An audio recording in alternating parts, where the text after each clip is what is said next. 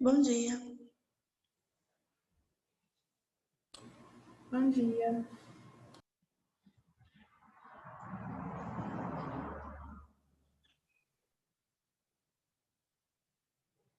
Bom dia, Luciana. Bom dia, professora. E aí, gente? Como é que foi a semana de prova? Foi tenso. Foi, Maria É Vitória? porque juntou prova, juntou trabalho, juntou pré-aula, pós-aula, foi tudo. Meu Deus, da minha parte, não. Espero que não tenha sido a minha A confusão. sua foi mais tranquila mesmo, mas foi mais os outros professores. Aí junta tudo, né? Aí fica Entendi. muita coisa. Vamos pensar que agora falta um mês para acabar o semestre. A gente vai ter 3 semanas de aula e vai ser prova de novo e acabou. Nossa, eles colocaram só 3 semanas agora para a prova. Ficou Meu, aquele tempo enorme para o segundo ciclo e agora o terceiro pequenininho. o primeiro pareceu que não ia acabar nunca, o segundo também, aí o terceiro, 3 semanas. Bom dia, Amanda. Bom dia. Todo mundo com a cara de que terminou a semana de prova e sobreviveu, que bom. Não achei que fosse conseguir, mas perseverei até o fim, estou viva. Ai, Amanda. Ué, são só vocês três hoje, as três menininhas? O que será que aconteceu? Bom, gente, essa semana é semana de devolutiva, né? Acho que é por isso que não tem muita gente aqui, porque tem gente que não gosta, né? Caiu a internet? Vocês estão me ouvindo, gente? Sim, tá dando pra ver. Não, Theo, a internet não desligou, tá tudo bem. Não encosta em nada aí, não. Travou a sua, a minha não. Então, como eu estava dizendo, hoje essa semana é uma semana de devolutiva qualificada, né, que chama. Então, nós temos que apresentar a prova, fazer com vocês todas as questões para tirar alguma dúvida, caso for necessário. Desculpa, caso for necessário. E é um jeito também de fixar conteúdo, né? De aprender um pouco mais aquilo que vocês fizeram de conteúdo da prova. Chegou o Anderson para poder não deixar a gente só de público feminino aqui. Bom dia, Anderson. Bom dia, minha professora linda. Oh, meu Deus, isso que foi uma semana de prova vitoriosa. Ô, Glória.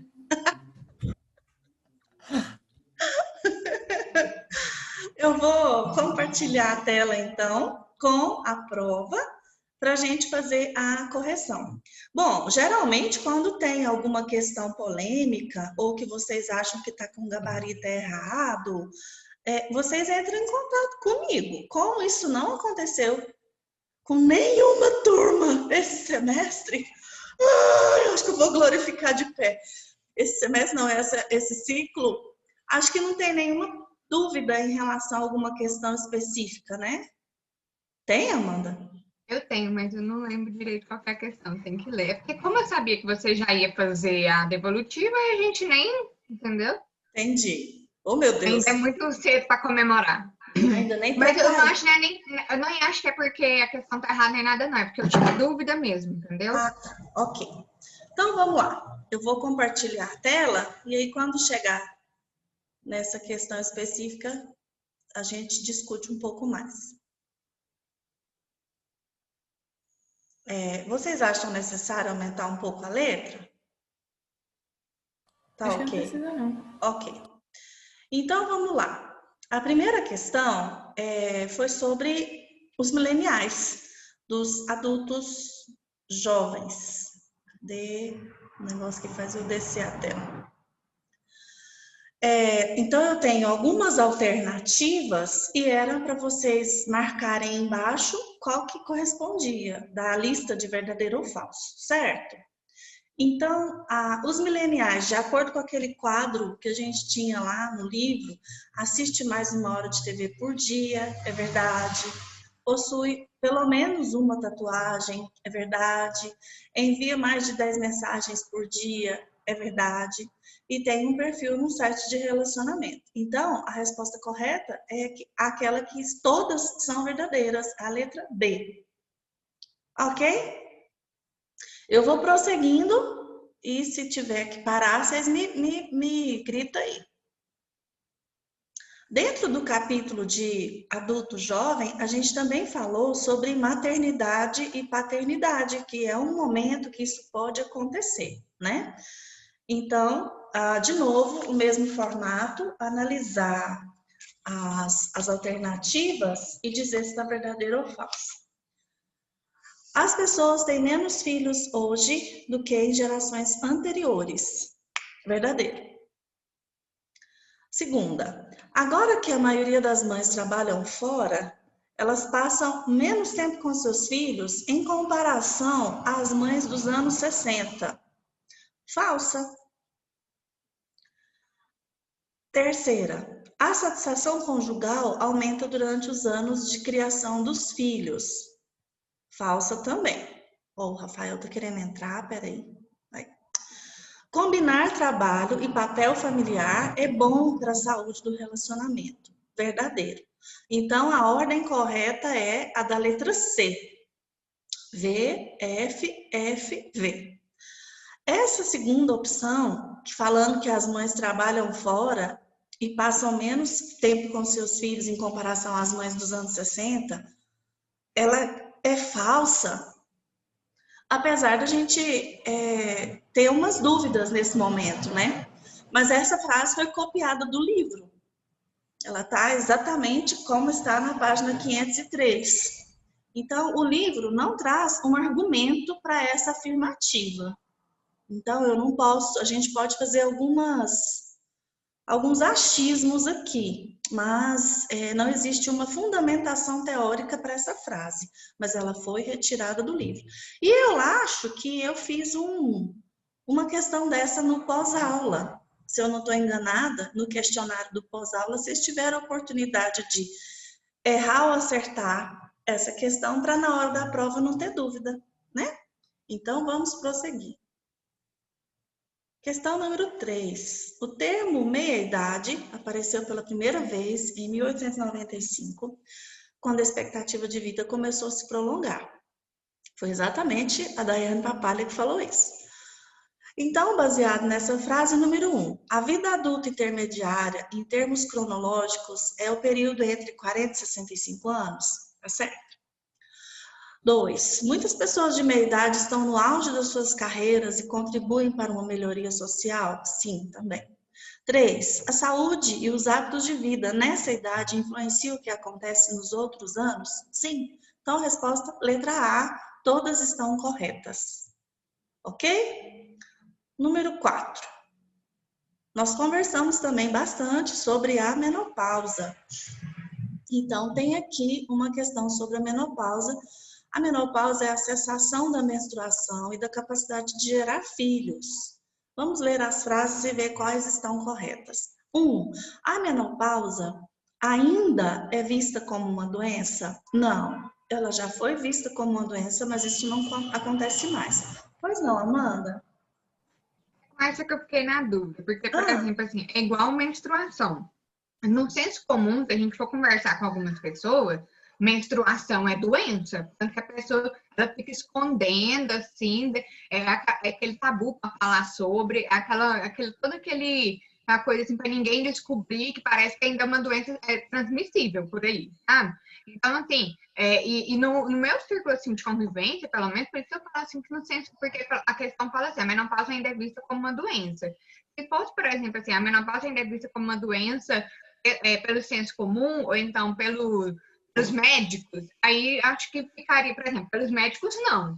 Mas pelo senso comum, eu ainda sinto que ainda tem essa visão, sabe? Entre as próprias mulheres, às vezes, sabe? Assim, de interpretar como se fosse uma doença, realmente.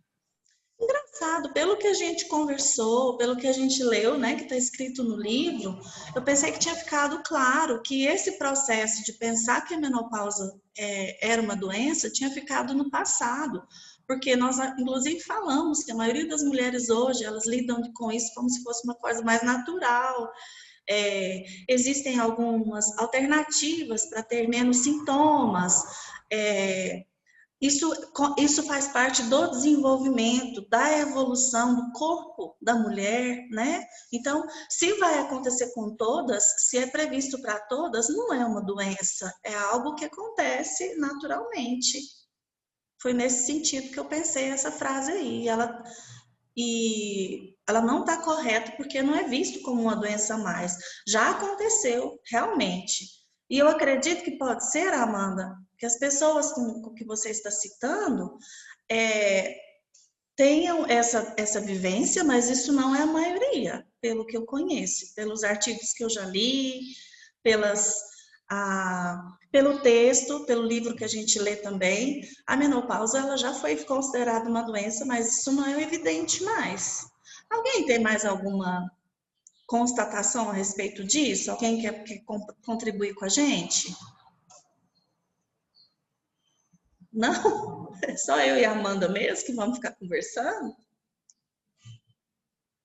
Então, Amanda, eu estou seguindo sempre o padrão do livro, né? E essa frase, ela faz parte do nosso estudo, tá bom?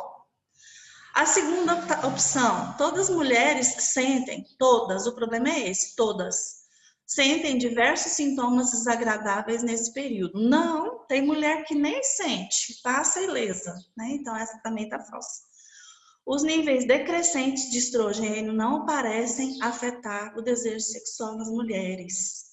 Então, somente essa está correta, somente a número 3, porque realmente não afeta o desejo sexual. Tem alguns sintomas, tem algumas mulheres que sentem mais do que outras, mas diminuir o desejo sexual não é por causa do nível de estrogênio, ok?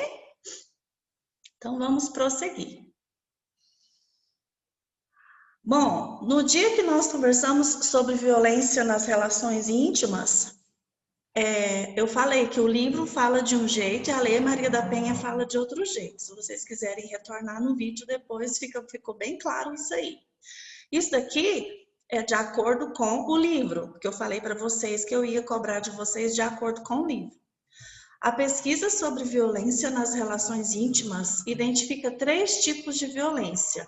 E elas estão aqui abaixo, exceto, e aí, violência de casal circunstancial faz parte da lista que está aqui, violência emocional faz parte, violência sexual, não é considerado um tipo de violência na categoria.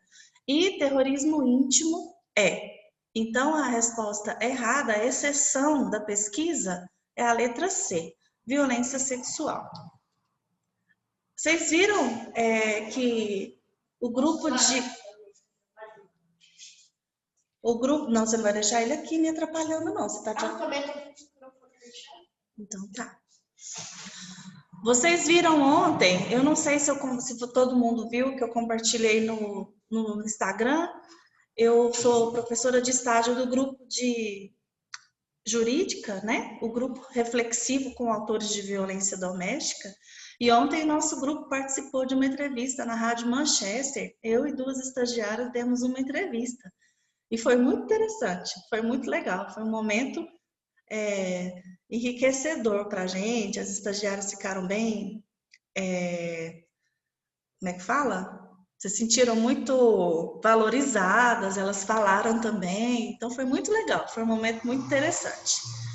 E nós lembramos disso aqui, antes de entrar no estúdio, eu falei sobre isso aqui com as estagiárias, que o livro, ele identifica alguns tipos, mas aqui no Brasil, na Lei Maria da Penha, nós temos a violência patrimonial, que não está citada nesse texto, a violência psicológica, né, que pode ser englobada na ameaça, Então, inclusive, no nosso grupo desse semestre, tem um homem que ele falou que ele não sabia por que ele estava lá.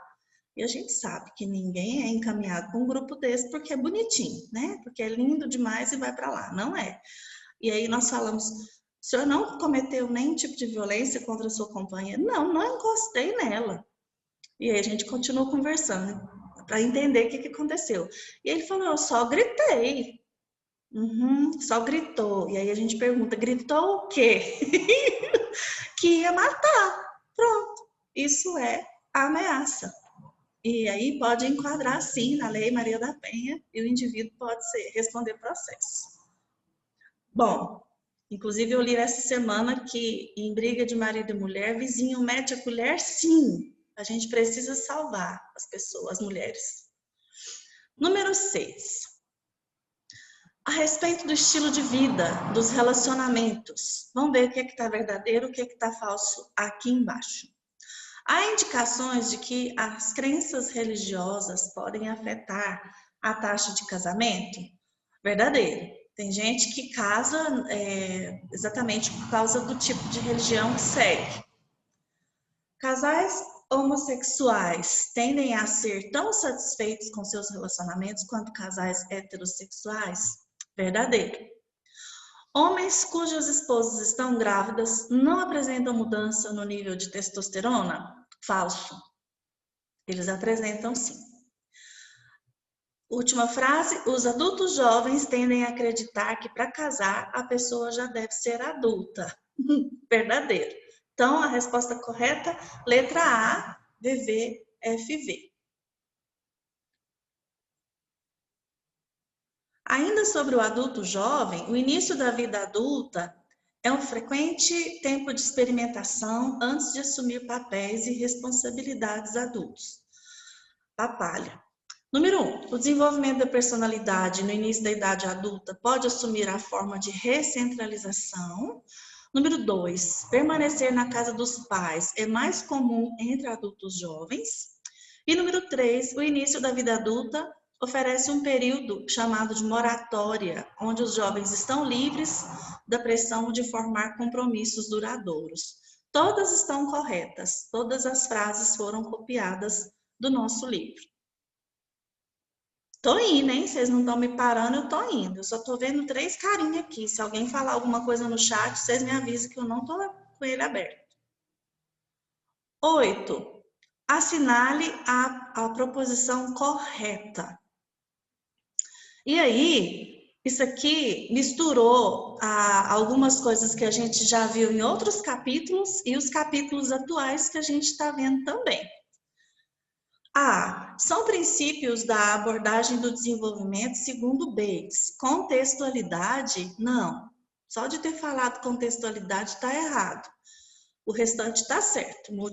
Unidimensionalidade, não, uni também está errado. É dimensionalidade. Multidirecionalidade e plasticidade. Isso é do Bates, lá do desenvolvimento 1 ainda.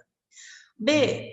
Os estudiosos costumam classificar o desenvolvimento em 3 aspectos: físico, cognitivo e psicossocial. Eu sempre falo isso em toda aula. Eu falo, hoje nós vamos fazer o capítulo do desenvolvimento físico, depois nós vamos do desenvolvimento cognitivo, depois do psicossocial, né? Por que a C está errada? Porque a idade do adulto jovem ali está errada. A vida adulta se divide em 3 fases. Juventude, aí começa com 25 anos? Não, né? A gente vê que essa idade aí está errada. Então, a letra B é a letra correta, ok? Número 9.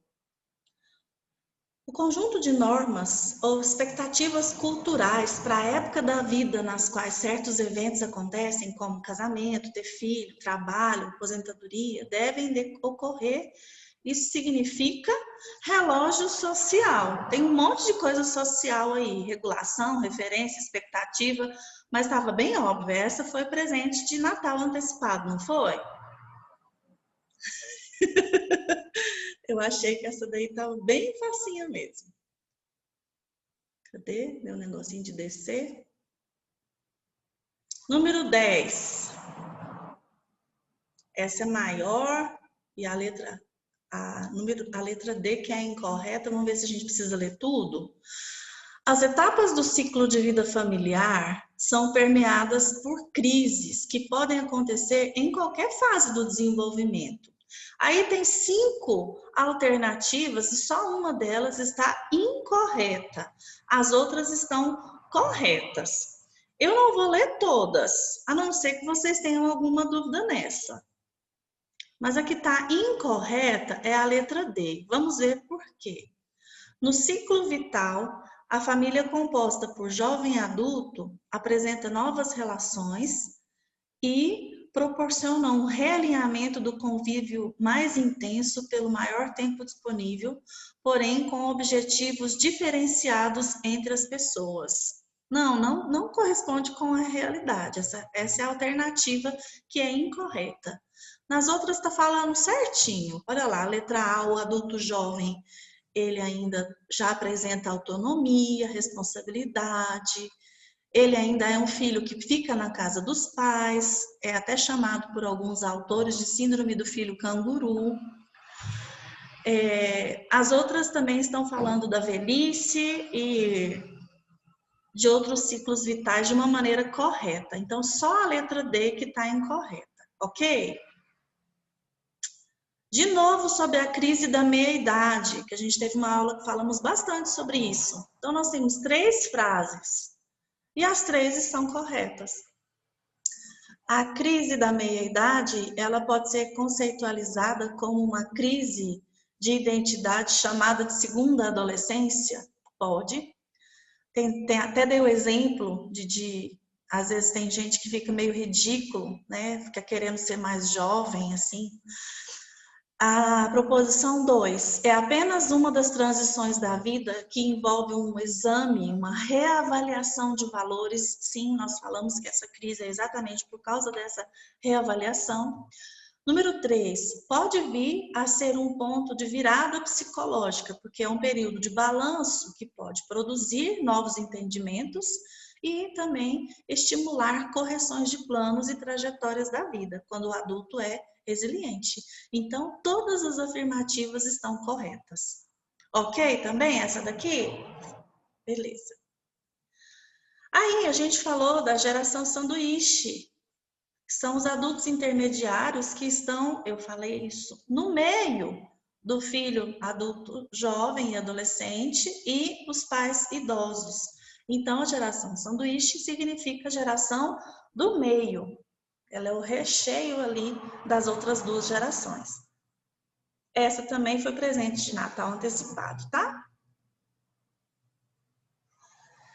13. Vamos ver dessas alternativas quais estão corretas. As crises de meia-idade relacionam com questões fundamentais durante a infância. Não tem nada a ver com a infância. 2. Não podemos relacionar a geratividade ao bem-estar psicológico na meia-idade. E essa palavra correta aí, o que é isso? Ela foi errada no meio do trem aí, porque ela não podia estar aí, não. Inclusive, ela não está correta, essa frase.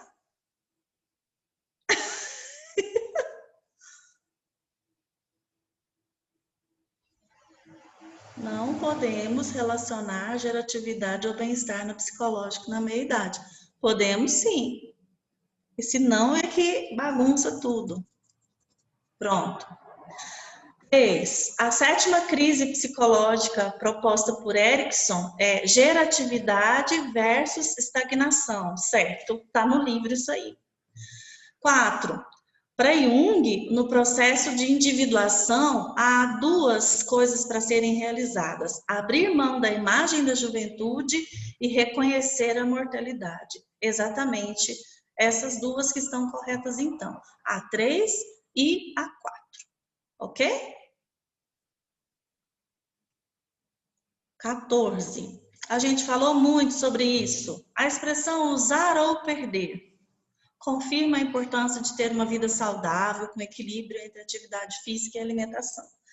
Leia as assertivas e marque qual que está correta. Então, vamos lá. Não são todas corretas nessa daqui. 1. Quanto mais as pessoas usam, mais elas podem usar. Verdade, nós estamos falando de corpo, de físico. 2, quanto mais as pessoas usam, mais gastam e vai se deteriorando. Não, tá errado. 3, pessoas ativas, Jesus, está escrito errado aqui. Colhem, o que é isso? Benefícios de mais vigor, tá certo essa. 4, pessoas sedentárias também colhem benefícios de qualidade de vida. Não, se for sedentária, não. Então, a resposta correta é a letra A. Somente a 1 e a 3 estão corretas. Apesar do benefício estar escrito errado, deu para entender? Não deu? Tem umas palavras, às vezes, que a gente lê errado e o cérebro completa para a gente. A respeito da densidade óssea, a sua perda, a gente pode afirmar que a densidade óssea atinge o auge entre 20 e 30 anos, certo? Essa que está correta. A gente só começa a perda óssea aos 50 anos? Não. O tabagismo não influencia na perda óssea. O consumo de álcool não influencia. Fazer exercício aumenta a perda óssea. Não, então essa daqui também estava bem explícita a resposta correta. 16. O estresse é comum na meia-idade. Vamos ver qual que está correta. Todas. Número 1. Pessoas de meia-idade experimentam um nível mais alto de estresse do que o adulto jovem. Sim, nós falamos sobre isso. 2. O estresse na meia-idade tem origem nas mudanças da vida. Sim. E número 3, pessoas de meia idade já conseguem lidar melhor com o estresse do que as pessoas de outras faixas etárias. Então, todas essas 3 frases, além de estarem escritas no livro, nós discutimos sobre ela na nossa aula. 17. Muitos cuidadores consideram a sua tarefa como estressante. Então, é muito complicado. O adulto de meia idade, ele tem que cuidar às vezes dos seus pais, né? De pessoas mais velhas. E às vezes o cuidador passa por um esgotamento. É difícil para as mulheres que trabalham fora assumir o papel adicional de cuidadora de um dos pais. Verdade. Ei. Quem que está com o microfone aberto?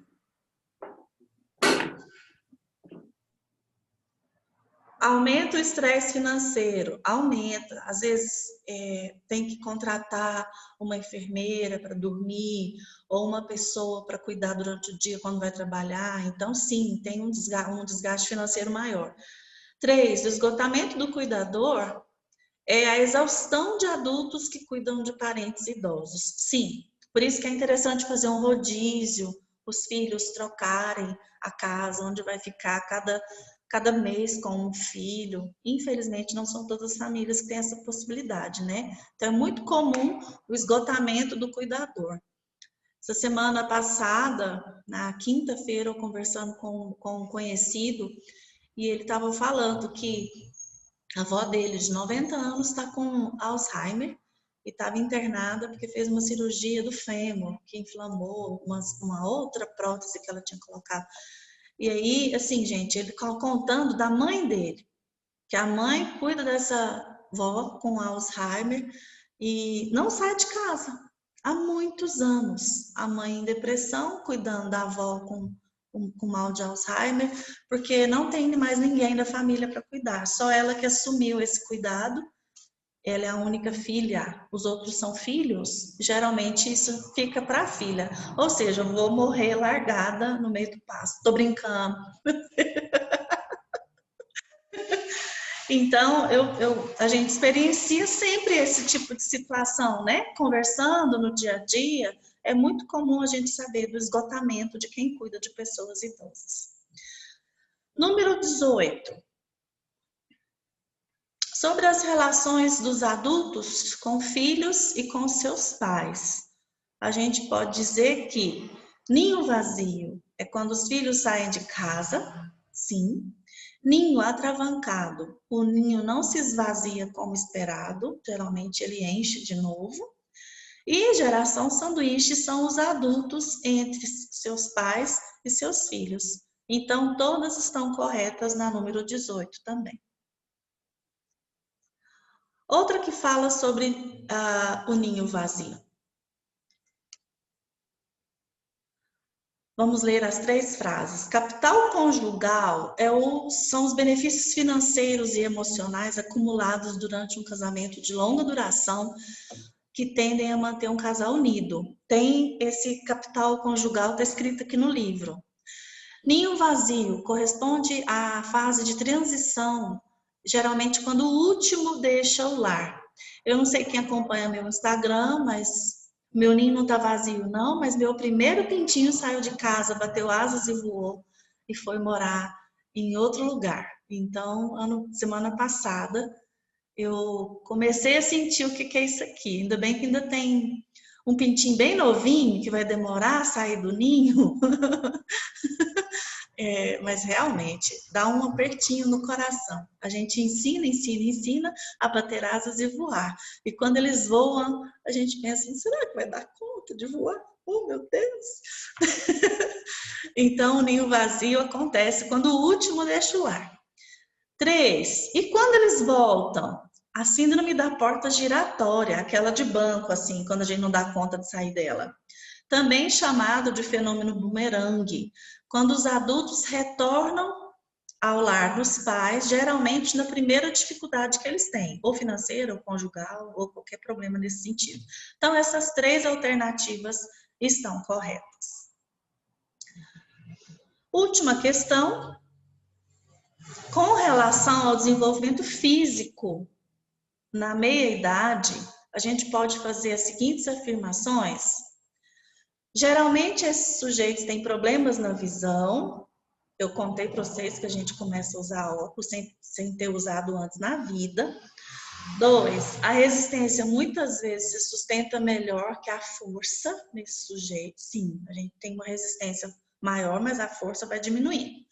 3, no funcionamento sexual e reprodutivo, há diferenças entre homens e mulheres, mas o prazer sexual pode se estender por toda a vida. Eu nem pus as outras alternativas aqui, só pus lá no sistema, todas estão corretas. Pronto, 20 questões, todas corrigidas. Deixa eu parar de compartilhar a tela para ver todos vocês. E aí, algum comentário, alguma pergunta? Tá tudo ok? A Maria Vitória e a Amanda falaram comigo, então eu aumentei a data limite para a entrega do trabalho para o dia 18, tá bom? A respeito do filme. Então, não vou fechar as notas antes do dia 18, porque eu vou esperar um pouquinho mais para vocês que ainda não colocaram o trabalho lá.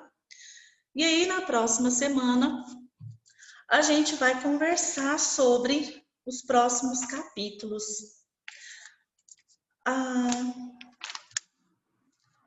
17, 18 e 19. O que vocês acham da gente começar hoje para não ficar muito conteúdo para a semana que vem? Na semana que vem seria os 3 capítulos já? Não. O 17 num dia, o 18 no outro, o 19 no outro, porque vai cair os 3 na prova. E a gente vai ter 3 aulas e depois é a prova. Então vamos que vamos. Deus me livre. Não é? Não fica pesado? E será que os outros colegas que não estão assistindo a aula estão pensando que é só a devolutiva e não vão assistir o conteúdo? Faz o seguinte, está faltando só alguns minutinhos para terminar esse link. Eu vou desligar, vocês se comunicam com o grupo de vocês, fala que a gente vai dar início para o capítulo 17 e aí a gente volta logo em seguida. Tá bom? Porque dá oportunidade para quem não está aqui correr e entrar se precisar. Beleza? Então, daqui a pouquinho a gente retorna.